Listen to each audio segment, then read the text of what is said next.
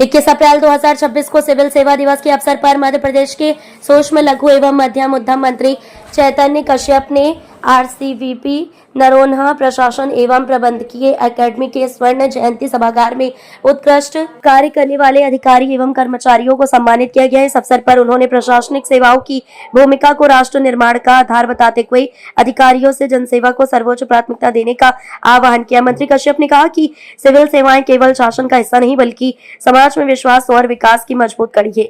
उन्होंने सम्मानित अधिकारियों की सराहना करते हुए कहा कि उनकी प्रतिबद्धता, पारदर्शिता और नवाचार पूर्ण कार्यशैली प्रदेश को प्रगति के नए आयाम तक ले जा रही।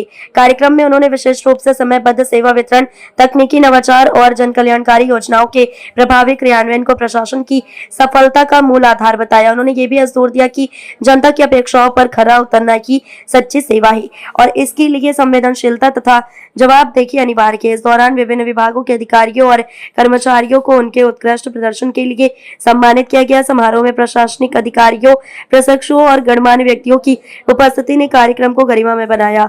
सिविल सेवा दिवस का यह आयोजन न केवल उत्कृष्टता को प्रोत्साहित करने का माध्यम बना बल्कि बेहतर प्रशासन और जनसेवा के प्रति नई ऊर्जा और प्रेरणा भी प्रदान कर गया। सिविल सेवा दिवस को तो हम मनाकर उन्हें याद करना भी एक बड़ा महत्वपूर्ण विषय रहता है कि हमारे दृष्टा जिन्होंने देश की परिकल्पना को एक साकार रूप दिया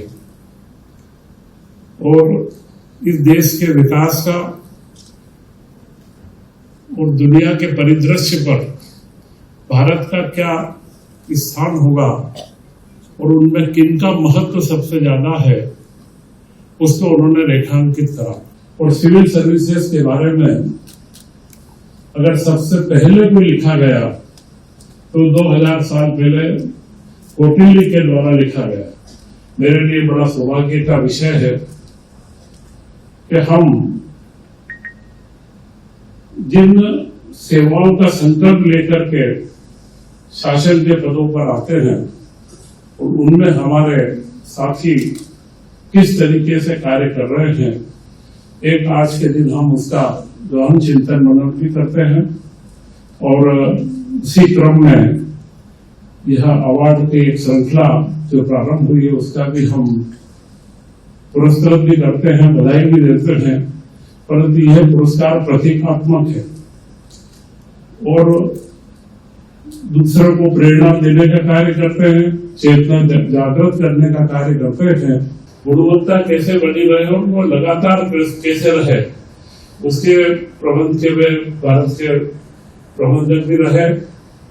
और आज रिलायंस इंडस्ट्रीज के प्रबंध के अंदर आप बोर्ड में भी हैं, परंतु एक एकेडमिशियन सैद्धांतिक रूप से जिन्होंने उद्योगों के क्षेत्र को छोड़ करके शासन की प्रणालियों में भी लगातार अपना योगदान दिया है। कैसे अच्छा वक्ता हमारे बीच में है कि व्यक्तित्व में प्रामाणिकता का कितना भाव होना चाहिए, ये मैंने महसूस करा कि आज इस स्तर के व्यक्तित्व भी अपनी प्रामाणिकता को किस तरीके से निभा के चलते हैं।